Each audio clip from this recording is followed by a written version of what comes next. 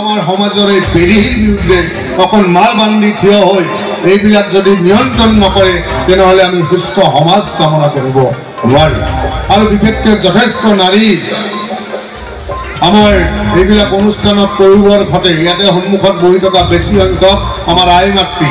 গতিকে আপোনালোকে ঘৰখন চোৱা চিতাৰ দায়িত্ব আপোনালোকৰ।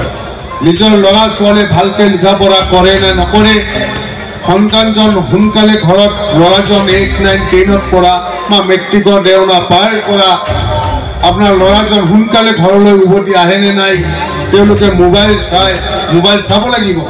আজি এই কম্পিটিটিভ টাইম প্ৰতিযোগিতামূলক সময়ত আমি মোবাইলটোৰ যোগেদি যেনেকৈ ইউটিউব বা গুগল চাৰ্চ কৰি গোটেই বিশ্বৰ ইনফৰমেশ্যন গোটেইখিনি আমি হাতৰ মুঠিত পাওঁ, ঠিক তেনেকৈ মোবাইলৰ এটা বেয়া দিশো আছে।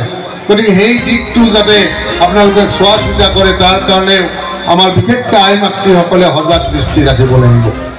আৰু আমাৰ সমাজত এটা বেয়া প্ৰভাৱ আছে।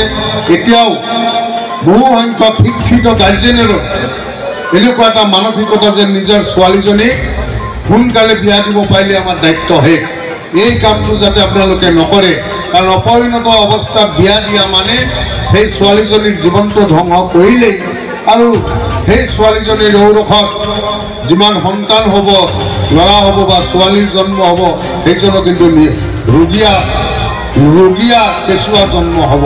আৰু ৰোগীয়া কেঁচুৱাক আপুনি যিমান আল পৈচান ধৰিলেও তেওঁ কিন্তু ভালকৈ লিখা পঢ়া কৰিব নোৱাৰিব, নিজকে সমাজত জিলিকাব নোৱাৰিব। গতিকে সেইকাৰণে কৈছোঁ, কম বয়সত বিয়া দিয়া বা আমাৰ ছোৱালীসকলক শিক্ষাৰ ক্ষেত্ৰত গুৰুত্ব নিদিয়া, এইটো আটাইতকৈ আমাৰ সমাজৰ এটা ডাঙৰ বেদি।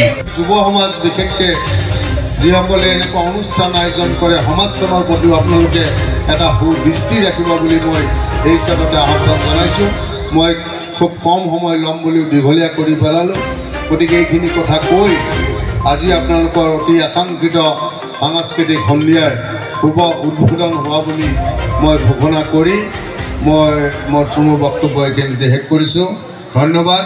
ভক্তটোবা যুৱ মহোৎসৱ জিন্দাবাদ।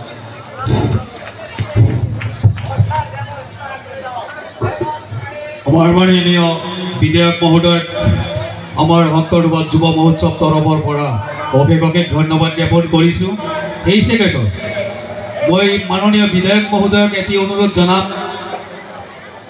আমি তেখেতৰ বহুদিন আগৰ পৰাই আমাৰ মাজ চিনাকি, এই অঞ্চলৰ মানুহৰ চিনাকি নাম। তেখেতে আমাৰ সংখ্যালঘু মানুহৰ কাৰণে যুঁজি আজি শেষ পৰ্যায়ত বিধায়ক হৈছে। যিহেতু আমাৰ সমাজৰ